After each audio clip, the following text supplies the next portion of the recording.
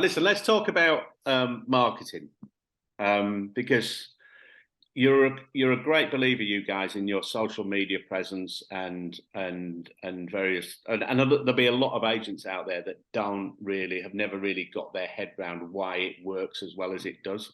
So what was your thinking behind that, and where did that thinking come from?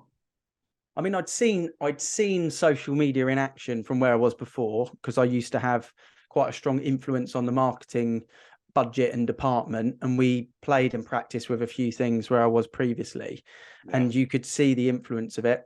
I think also just a bit of personal development and education and learning new things. You could see the future of how the world was evolving, and the fact that estate agency just seemed to be getting left further and further behind everything. I looked at the ROIs, on figure sheets. I can see the ROIs behind a leaflet drop versus Google search or versus a Facebook campaign. I'm an analytical person as well as a creative person. So I saw the numbers. I knew that it was a FOMO thing, was really how we hadn't evolved as an industry into social media dominance. So effectively we said, well, that's a differentiator again. For us, we can get our brand out there fairly quickly through the presence of social media, and video trumps everything on the algorithms. So that was the key thing for us, is we knew Facebook and Instagram, LinkedIn, they want video. They don't want photos of houses and floor plans. They want video. So, that was the key thing. And if we were going to put our faces out there to the public and show that we were the single point of contact from start to finish, we wanted to show familiarity. So, whether you look at the Google element of things, of kind of flipping from unfamiliar to familiar, trust element of purchase, then that was the buy button we wanted to press, was familiarity across the potential clients. So we just did loads of video. I wrote 100 blogs before we launched. They were all then scripts for videos. I probably used 25 of them in the end, and that was the start of creating video, really, and a personal brand as well as a company brand, I guess. Yeah. And again, have all your guys really bought into that? Yeah. I mean, I know, speaking to obviously Andy, my brother does some new build stuff with you, and his sort of social media presence, if you want, has massively grown. I mean, he was never one for Facebook or LinkedIn really, but now, especially with the other bits and pieces he's doing, he's really out there. So there's obviously an influence as the guys join your business, that rubs off, or is it more a case of, listen guys, you have to do it this way, this is the way we want you to work, what we want you to be working? The way it works with the agents is the same way it works with the public, is because they watch the videos, whether it's me or one of the other partners, the new agents that contact me, they've been in the wormhole, they've watched the videos, they've been in the algorithm, we're up on their feeds. So because they've seen it, they've heard it, they've watched it, by the time they actually get to me and ask the question, 9 times out of 10 they're ready to rumble at that point, because they've already got the answers to the questions. And that's the same with the public. Our ultimate goal with marketing, as it should be for anyone really, is an uncontested client. And we always talk about that a lot, is an uncontested valuation is your ultimate goal. Absolutely. So, that's the way we look at it really, is we never want to knock on the door and kind of say, hi, I'm Ian from Avocado Property. And wife turns around and says, honey, the estate agent's here. It's Ian, come in, like they know us. That's the big difference that social media video gives you. Yeah.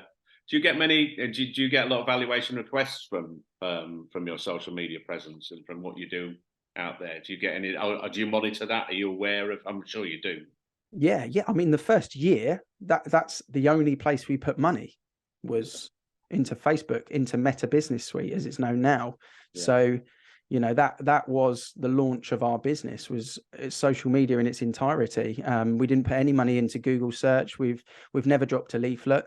I've never knocked on a door. So everything was purely down to social media content, paid social media, not just organic. But that is the premise of, where the vast majority of business. We now get a lot more recommendations. So to put the ROI and the measure into it, do you measure the recommendation as a recommendation, or it was a recommendation from a social media lead originally? So was it social media? It's hard at that point. It's difficult. Yeah. But yeah, But listen, it's where it originated from, I suppose, isn't it? You've got to measure that without a doubt. and if we ever said that, it all originated from social media. Yeah, I'm sure. So listen, the $64 million question. All right. Will social media advertising and marketing ever allow agency to move away from utilizing the portals?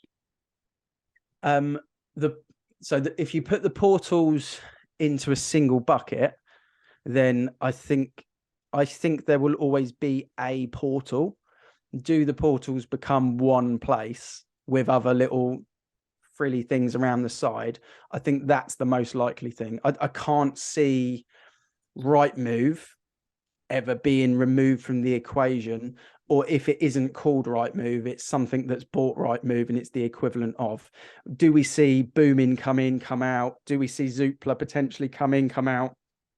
Something else, the other one that's knocking around there that escapes me at the moment, on the market, we might see those come in and come out, but I think there will always be a portal.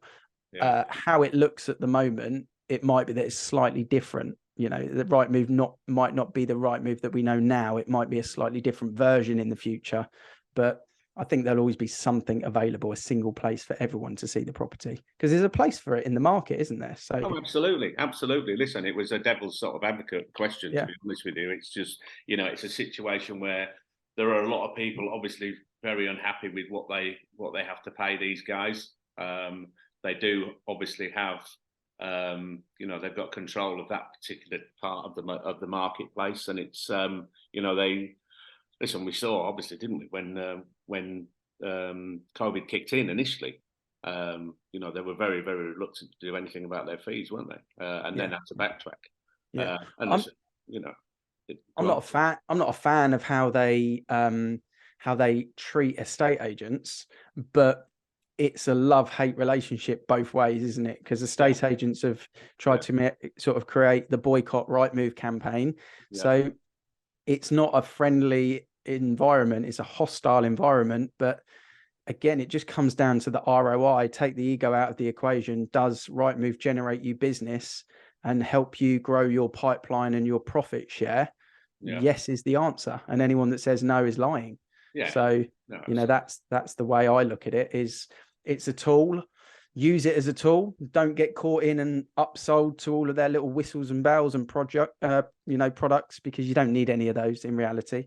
I think someone asked me if we could get a premium listing for one of the properties, and I found out it was 60 quid. I said, do not bother with that. You don't need 2 extra photos on a Rightmove thumbnail. Put 60 quid into Facebook on the amazing video you've made for that client. That will increase the eyeballs on that property, not a premium listing.